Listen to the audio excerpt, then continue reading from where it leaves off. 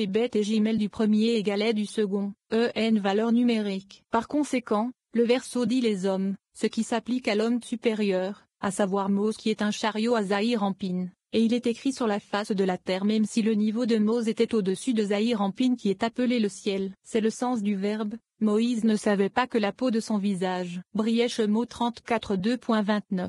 C'est le sens de manteau de peau Bereshit 3h21, qui signifie des manteaux de Malkout 72. Et le verse, la peau de son visage brillait, Caran respecte les mots, et Samuel prit la corne, Keren, d'huile Ishmuel 16h13. Les rois ne sont oints qu'avec une corne, comme il est écrit, et en ta faveur, notre corne sera exaltée. Teilim 89 2.18, et aussi, là, je ferai jaillir la corne de David. Teilim 132 2.17. Cela fait référence au 10e du roi, qui est Malkout, la 10e séphira de Zahir Ampin. Il vient du jubilé, qui est Ima, comme il est écrit, et il arrivera que lorsqu'ils donneront un long coup de corne de bélier, querelle du jubilé. Yoshua 6 2.5. Le querelle, qui est Malkout, est couronné de jubilé, mais le 10e est couronné d'Ima, qui est Bina qui l'habille, de façon à ce qu'il devienne comme Bina. Et il est appelé querelle, car Malkout prend querelle de Bina, jubile, et l'esprit en lui, afin que l'esprit de Bina lui revienne,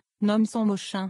73. Cette corne est celle du jubilé, et le jubilé est Ima, c'est-à-dire le premier est de Iudevave, et celui-ci souffle le souffle de la vie dans tout. Ils retournent tous à leur place, comme il est écrit, ce sera pour toi un jubilé, tu rendras chacun à sa propriété. Vayikra 25 2.10. Il est écrit, épelé Aleph Adonai Elohim Irmeya 2.6, ce qui signifie qu'Elohim est épelé comme Yudevave avec la prononciation d'Elohim, qui est Bina, et Adonai et Malkout. Lorsque le premier apparaît au est inférieur, par exemple Bina à Malkout, quand ils sont vêtus l'un de l'autre, le nom est considéré comme complet, Adonai Elohim. Et quand cet attirement sera permanent, c'est-à-dire dans le futur à venir, alors il est écrit, et Hachem seul sera exalté en ce jour-là. Yeshaya 2h17. Jusqu'ici, le livre caché du roi a été caché et couronné, à savoir le livre caché. Heureux celui qui entre dans la sagesse et en sort, et qui en connaît les voies et les chemins. Fin de Truma.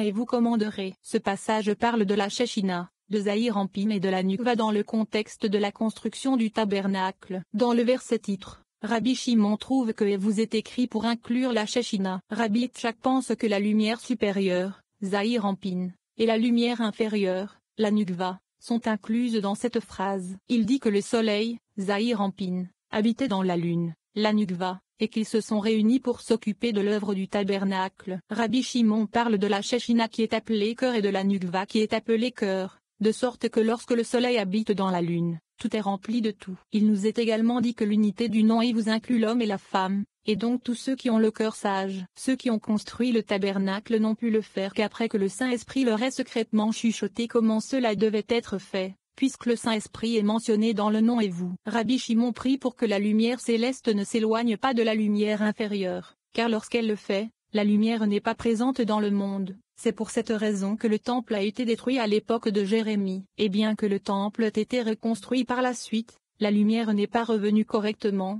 même à cette époque. Le nom d'Isaïe apporte la rédemption et le retour de la lumière céleste, ainsi que la reconstruction finale du temple. Rabbi Shimon explique la vaste signification des deux noms Jérémie et Isaïe, l'un signifiant se lèvera et l'autre salut, et nous dit que c'est la combinaison des lettres des noms qui entraîne une action selon leur signification, à la fois bonne et mauvaise. Les lettres des saints noms font apparaître des secrets suprêmes selon la signification du nom, car les lettres elles-mêmes font apparaître en elles des secrets saints et suprêmes.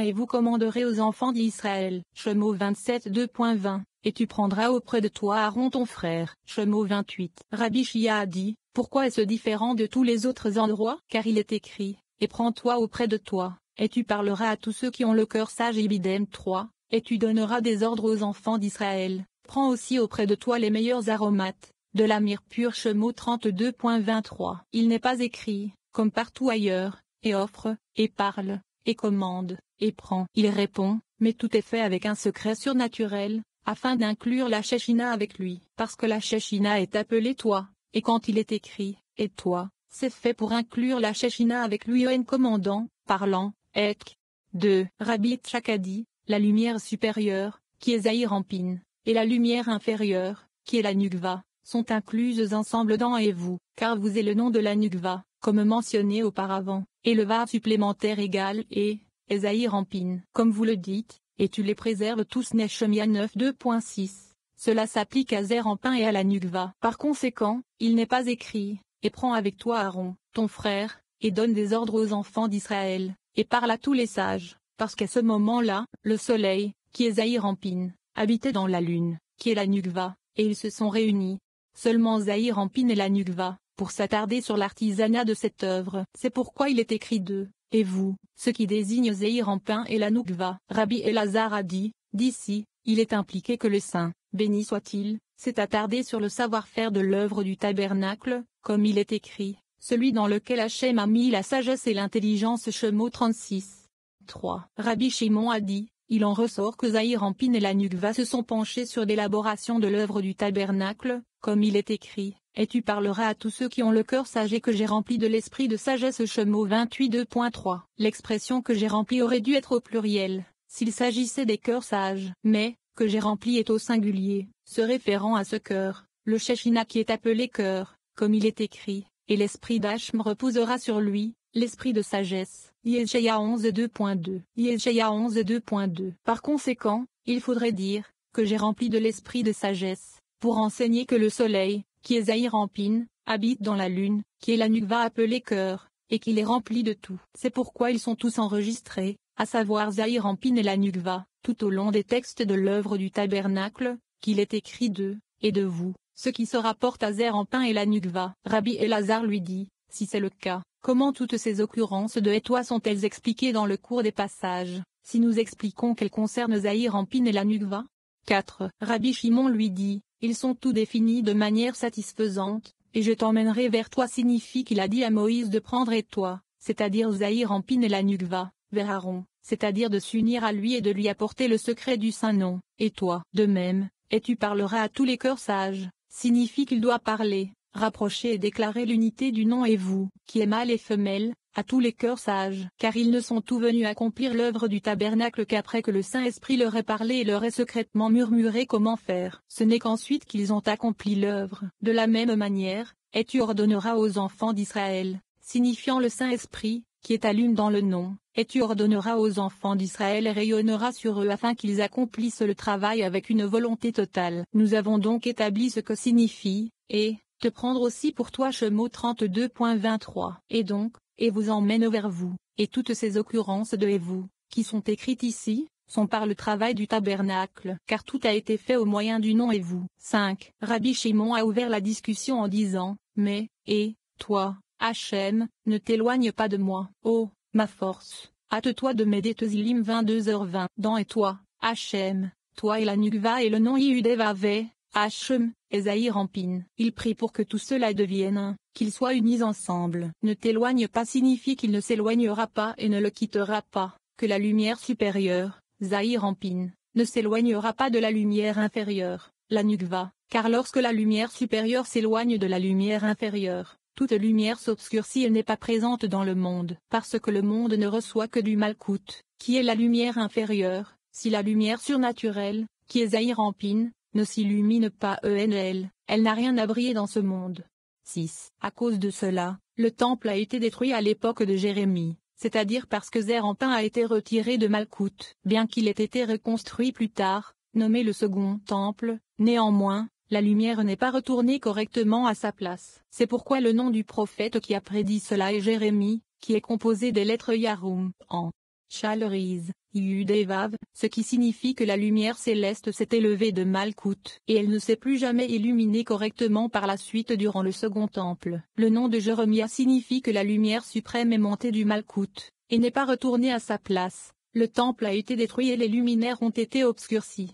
7. Mais le nom d'Isaïe, qui est composé des lettres Yesha, en Salvation, Yudevav, apporte la rédemption et le retour de la lumière céleste à sa place, au Malkout, la reconstruction du temple, et assure que toute bonté et toute lumière reviendront comme avant. Par conséquent, les noms de ces deux prophètes sont en opposition l'un avec l'autre, car le nom de l'un signifie Udeva se lèvera et le nom de l'autre est le contraire, Iudeva sauvera. Le nom provoque, et la combinaison des lettres entre elles entraîne une action, selon leur signification. à la fois bonne et mauvaise. La combinaison des lettres des saints noms et des lettres seules est basée sur ce secret. Elles font apparaître des secrets suprêmes selon la signification du nom, car les lettres elles-mêmes font apparaître en elles des secrets saints et suprêmes.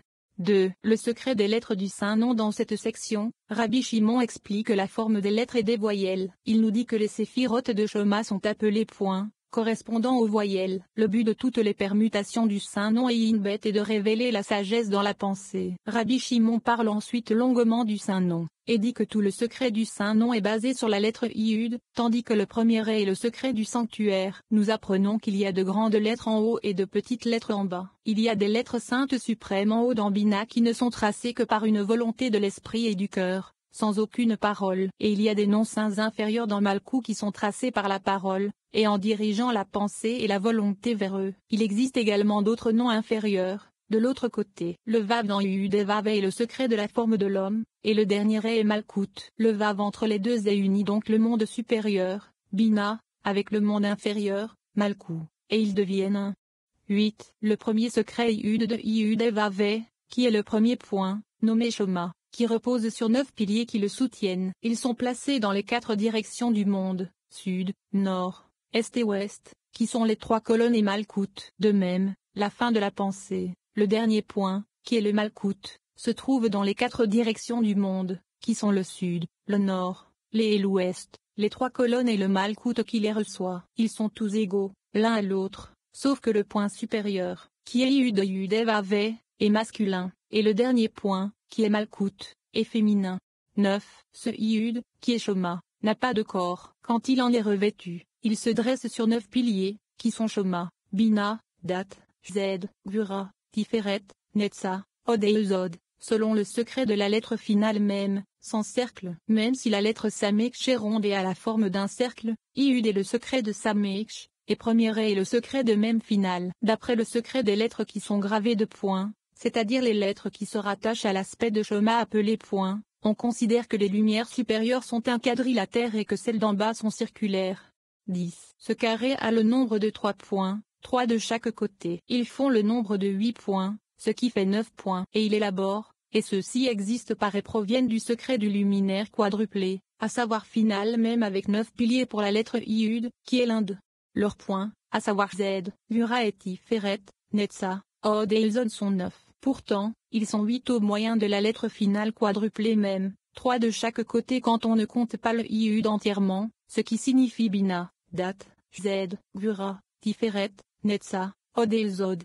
11. Il explique plus loin en disant, et voici le secret. La lettre Yud est un point et même si elle est un point, sa forme a une tête en haut, qui est la pointe supérieure du Yud, une pointe en bas, et le point lui-même. Par conséquent, il s'agit de 3 points comme le point hébreu Segol, dans le secret de la droite, de la gauche et du centre, qui est la signification intérieure des 3 colonnes. Par conséquent, l'expansion à 4 côtés, 3 de chaque côté, équivaut à 9 avec le Yud, et 8 sans le Yud lui-même, comme expliqué.